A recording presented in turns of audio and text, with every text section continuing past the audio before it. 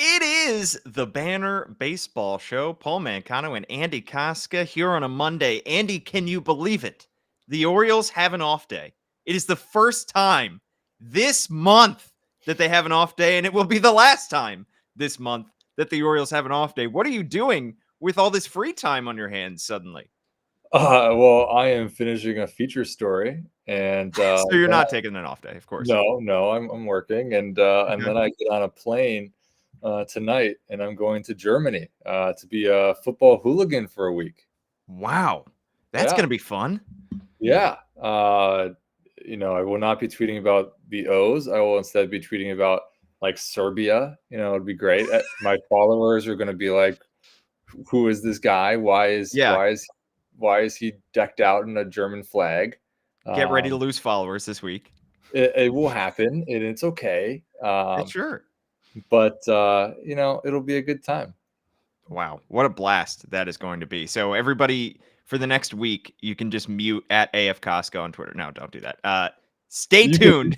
you can mute me even when I get back. It's okay. No, AF Costco at AF Costco is a must on Twitter if you don't already follow him. At all Banner Sports, by the way, is our Twitter handle, and at Paul Mancano is me. And by the way, like, rate, review, subscribe. If you give us a like on this video, if you write us a good review, I will read out your review here on the Banner Baseball Show. All right, Andy, let's talk baseball before you get into your football week of footballness.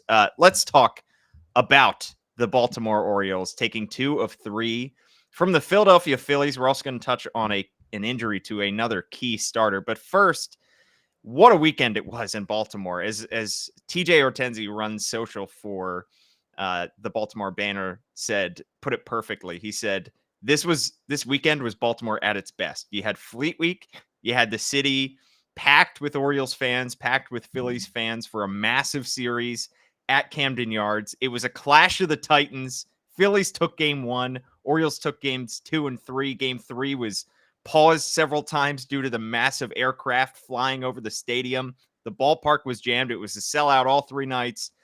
What an electric week and weekend in the city of Baltimore. And it helped that the Orioles took 2 of 3 from one of the best teams in baseball.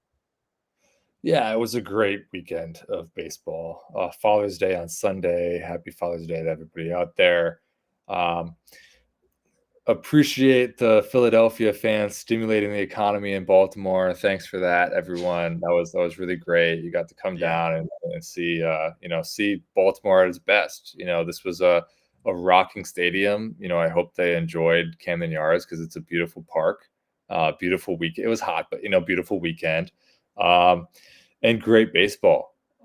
Friday night was one of the most lively games I have ever been to. It felt like the playoffs. In fact, it was a better atmosphere than the playoffs for Yeah. Baltimore, just because of, I think, because it was so 50-50 Phillies and O's. There was such a back and forth nature to it where one side is cheering, the next side is cheering.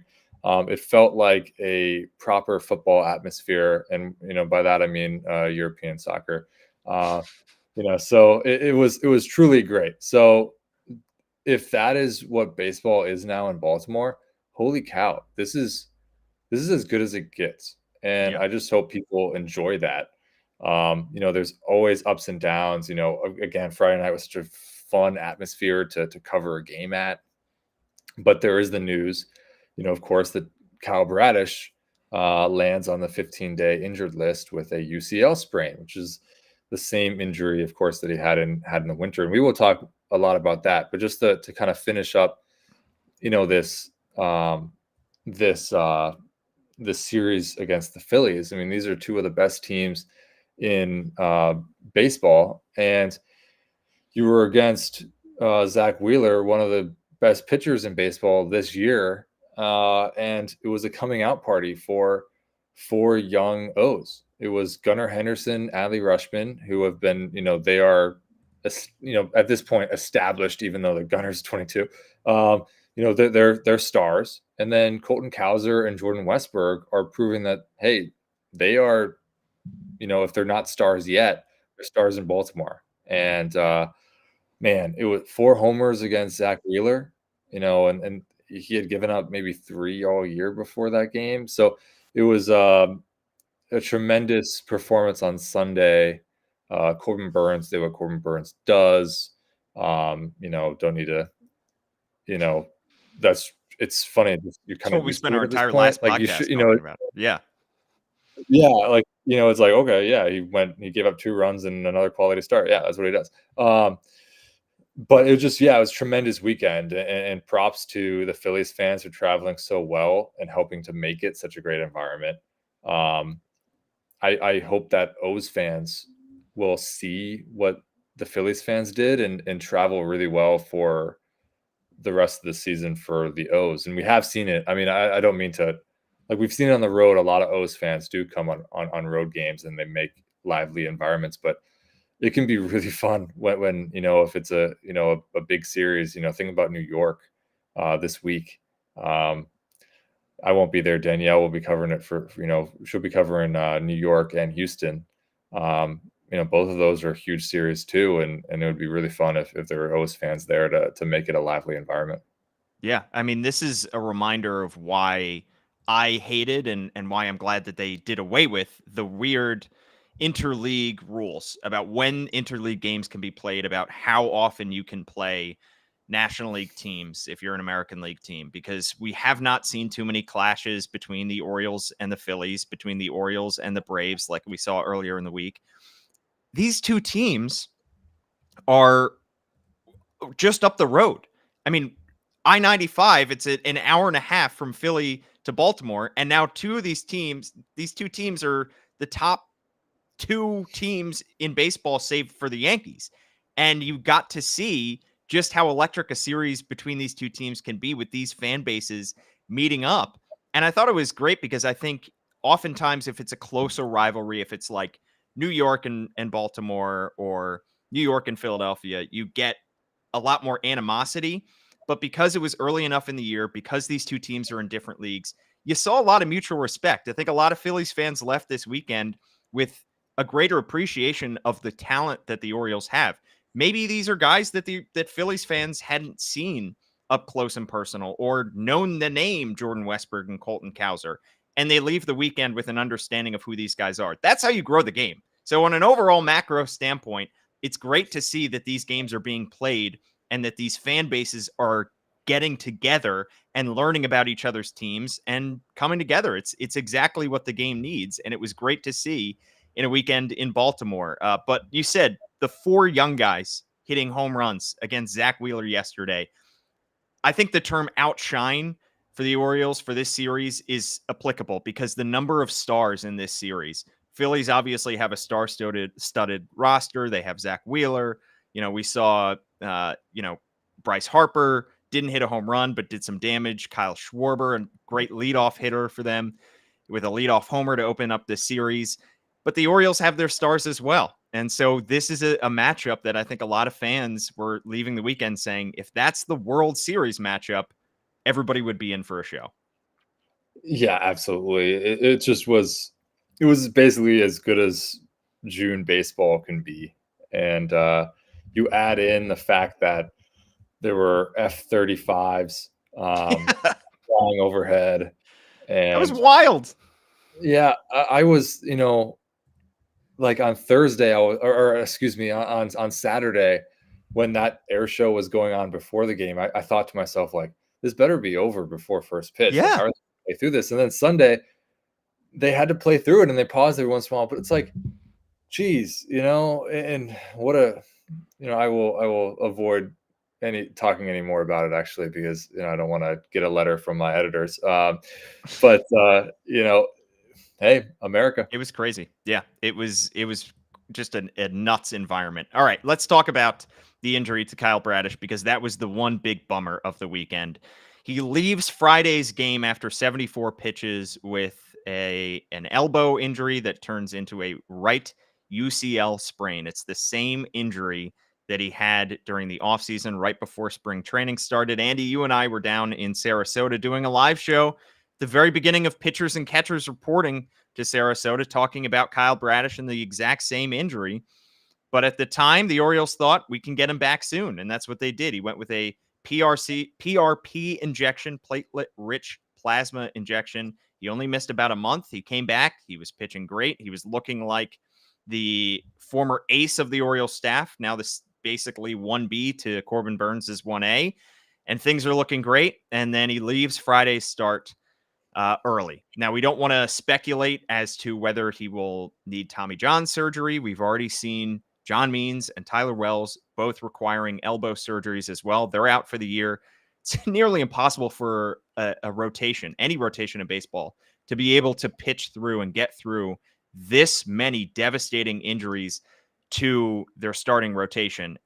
But Kyle Bradish's injury, if it ends up being a long-term, perhaps season-ending injury, to me would be far more devastating than John Means and Tyler Wells, only because of how good he has been when he has been healthy. Yeah, Kyle has been a tremendous pitcher since returning. He has looked every bit of he earned Cy Young nomination, down ballot votes last year. Deserved those, Cy Young down ballot votes. Was continuing exactly that this season. The 2 home runs he allowed Friday were the first 2 home runs he had allowed all season. So just a tremendous pitcher.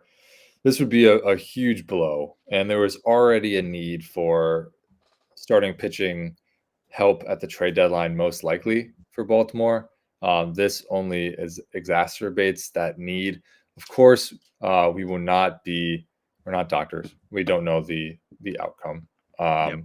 We won't go and make a sweeping assumption.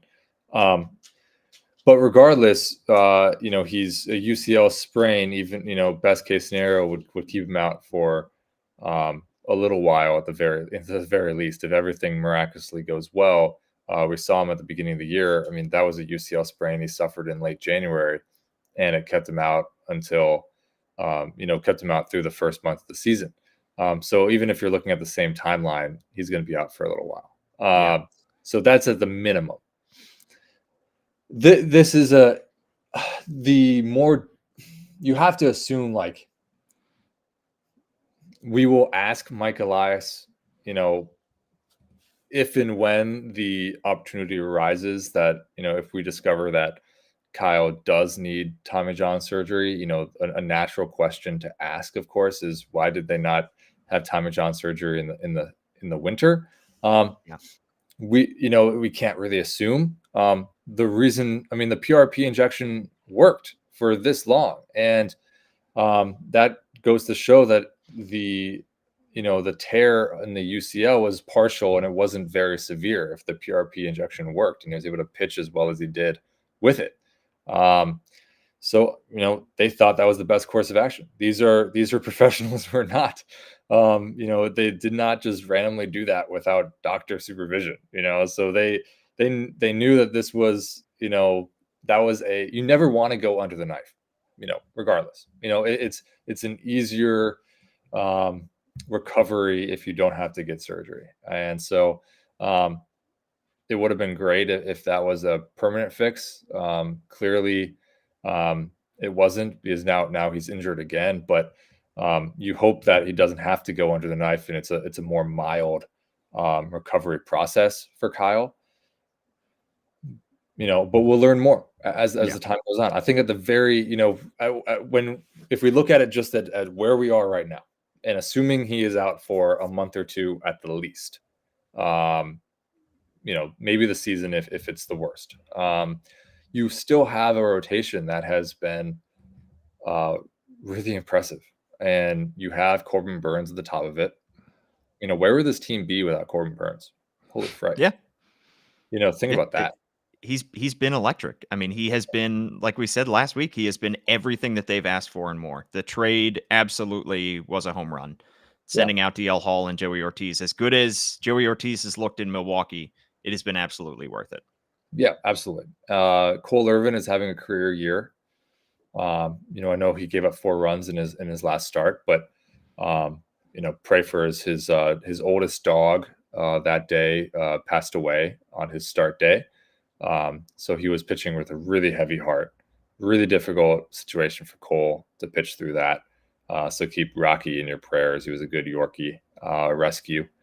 Um, Cade Povich, a rookie, it's 2 starts. We'll see. I mean, he's getting thrown in the fire in New York, so we'll see on Wednesday, how that looks. But um, he pitched better than his line showed in Toronto in his debut, but then came in and was really good, phenomenal, truly, in 6 shutout innings in his home debut last week.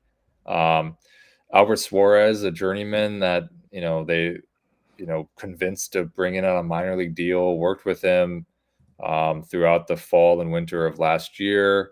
And now he is a vital piece in this machine, be it a reliever or a starter. Right now, a starter. Who am I missing? Grayson Rodriguez. Holy fright. Grayson. Yeah. And Grayson is totally nails on Saturday.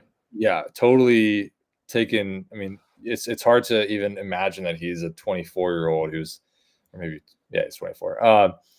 Second year pitcher. That's the way he is able to steady himself. And he gave up some early runs on Saturday and then buckled down and went 7 innings.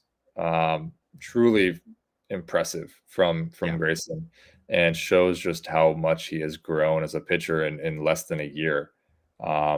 Since he got back from the minors, because he had this, he started the year with the O's, had 10, up and down in 2023 performances, went to the minors, then came back. And ever since he's come back from the minors, he has been a lights out pitcher, and he's continuing that this year. So really that 5 is incredibly impressive. And you have to assume that they're going to look at the deadline. If you don't mind, Paul, just if we can rattle off a couple of names that they could look at.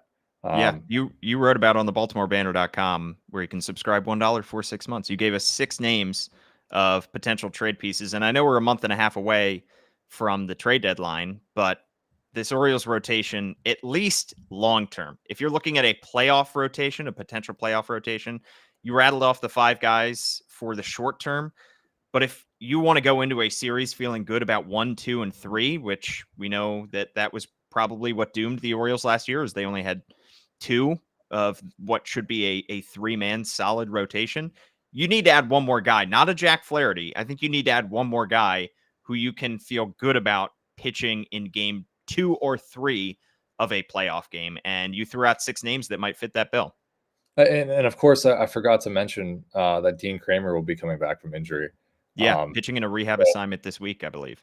Yeah, so you Dean Kramer, add him back. So you're looking at, you have basically 6 starting candidates already at the major league level. You add another one, maybe that bumps Suarez to the bullpen, because you need bullpen help. A couple of names that are interesting. There's 2 White Sox guys, Eric Fetty, who fans might remember from his time with the Washington Nationals. He pitched last year in South Korea, has come back, and has been truly lights out this year for the Chicago White Sox. Team-friendly contract, is under contract through 2025, 3.10 ERA. Garrett Crochet, who might be a little bit more attractive, but will cost a lot more. He is even cheaper. He's in arbitration, $800,000 this year, and doesn't hit free agency until 2027. He has been incredibly good. His swing and miss is crazy. Leads the majors in punch outs. You look at, there's a couple guys with the Angels too, Jose Soriano and Tyler Anderson of the Angels, or more options. You could even go with Matthew Boyd is a free agent right now. You could look at way before the trade deadline. If you add a guy like that on a minor league deal, have him pitch a little bit. If things look great, awesome. If things don't, he's on a minor league deal. You can DFA him, and you're not really risking that much. Boyd would be interesting. He struggled a little bit last year with the Tigers, 5.45 ERA, but he had Tommy John surgery midway through the season. He's a free agent because of that surgery. They're in the rehab, but he's ready to go. He pitched in front of more than half the teams early this month. We'll see what that looks like, but that's another option. If they could go with a cheaper free agent before they added the trade deadline, just to determine if that papers over some cracks. A lot of ways they can go, but I would expect movement at the trade deadline.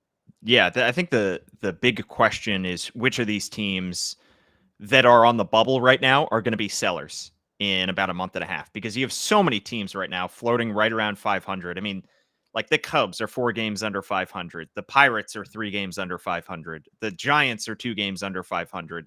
These are teams that the Tigers that are 3 games under 500. These are teams that they could look at themselves in a month's time and say, we're ready to go for it. Or they could look at themselves and say, let's start selling off pieces. And if they do start selling off pieces, then this market is going to open up a whole lot more than it has so far. All we can do right now is speculate as to the teams that we know are definitely out of it. I'm glad you mentioned White Sox players, Angels players. I think those two teams you can pretty much close the book on. And I like some of those options. I think it's also an interesting question to wonder whether the Orioles need to get somebody who has team control for beyond this season. We know last year at the trade deadline, they traded for Jack Flaherty, who is an impending free agent. Didn't work out. One ended up not being in their postseason rotation. The Orioles, when you look at their rotation for 2025, is a little bit thin, because if you end up missing Kyle Bradish, hopefully he's going to come back at some point this year. Hopefully he can avoid Tommy John, but you could be missing him for several months next year if he ends up having to need TJ. You have Grayson Rodriguez locked in. Maybe you could count Cade Povich in there. Maybe you could put Cole Irvin in there, but John Means is a free agent. Obviously, Corbin Burns is a free agent.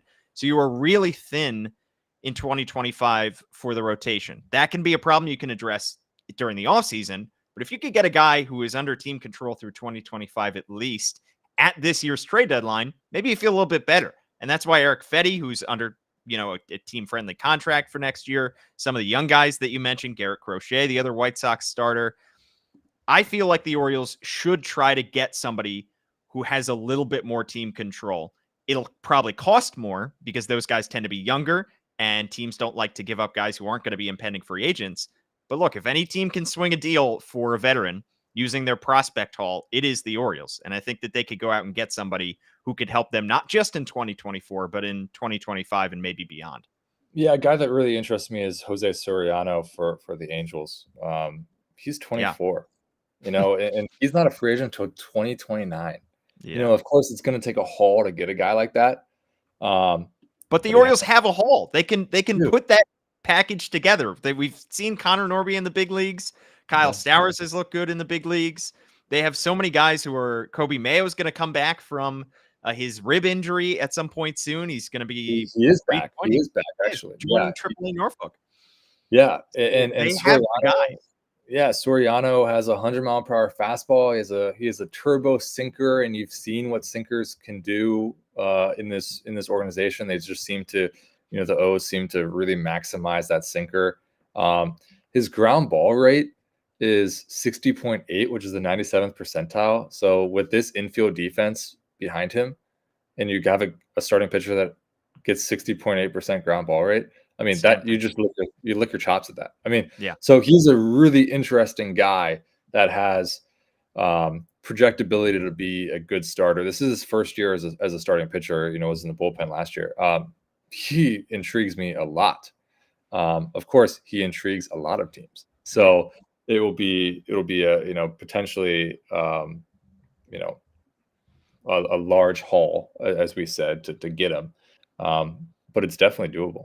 Yeah. Another guy that is going to be an impending free agent. If they just wanted to look short term, if the Mets end up, falling off post Grimace first pitch and decide to be sellers, Luis Severino, who they signed to a 1-year, $13 million deal, that could be an intriguing option if they want to go out and get somebody just for this stretch run.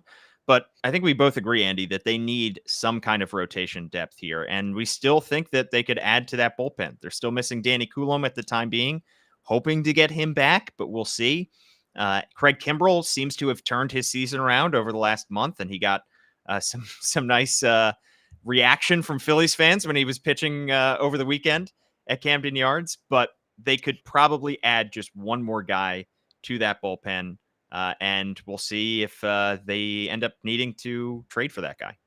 Mm-hmm. Well, Andy, thank you so much for offering your insight. I'll let you enjoy the rest of your day off before you head to Germany for a week. When do you fly out? 10 p.m. tonight. So between now and Wow. then, I gotta finish. I gotta finish an article. All right. Well, we'll be on the lookout for that on the BaltimoreBanner.com, or you can subscribe just $1 for 6 months. At AF Kostka is his Twitter handle. I'm at Paul Mancano and at All Banner Sports. Please write us a good review. I'll read it out here on the show. Thanks so much for tuning in. For Andy